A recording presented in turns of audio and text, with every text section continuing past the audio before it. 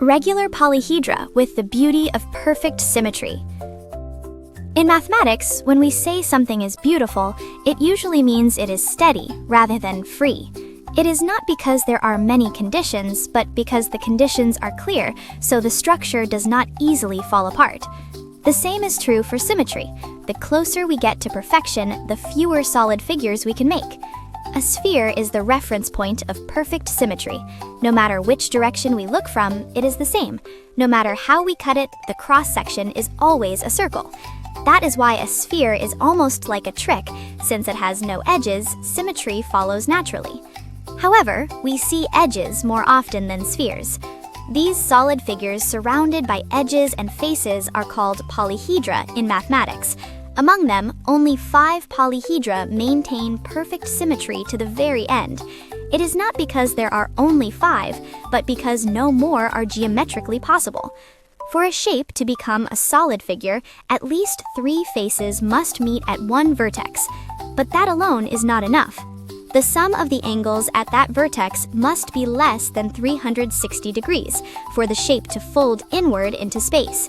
When it reaches 360 degrees, the faces can no longer push against one another, and they spread out into a plane. There is no exception to this rule. Because of this rule, the choices quickly disappear.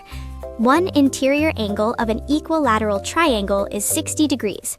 At one vertex, 3, 4, or even 5 faces can meet. But when 6 faces meet, the angles add up to 360 degrees. So the regular polyhedra we can make with equilateral triangles are the regular tetrahedron, the regular octahedron, and the regular icosahedron. Only these 3 are possible. Squares reach the limit even sooner. Since one interior angle is 90 degrees, a solid figure is possible only when 3 faces meet. That shape is the regular hexahedron. When 4 faces meet, it immediately becomes a plane.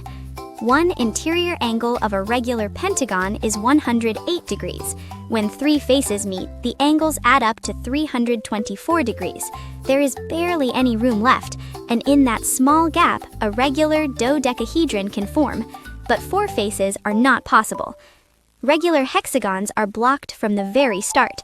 Since one interior angle is 120 degrees, even 3 faces together make 360 degrees. Regular polygons with more sides than that cannot become solid figures at all.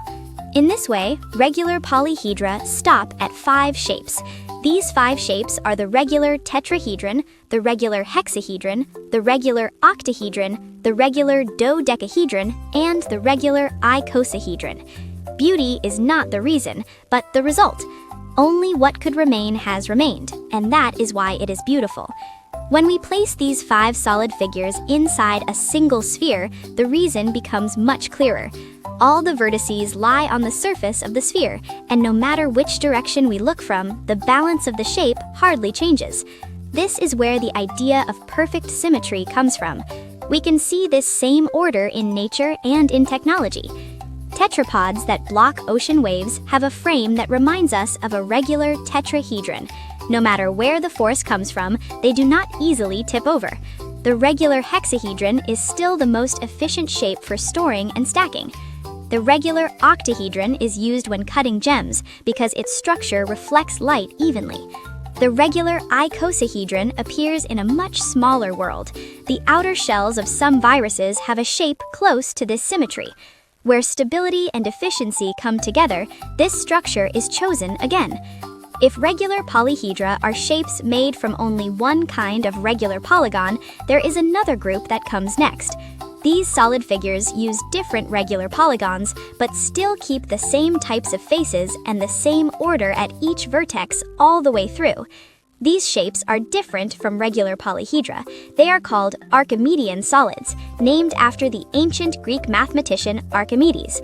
If regular polyhedra show us the limit of perfect symmetry, Archimedean solids begin at the edge of that limit. While holding on to the same rules, we begin to wonder what can be allowed and what must be given up.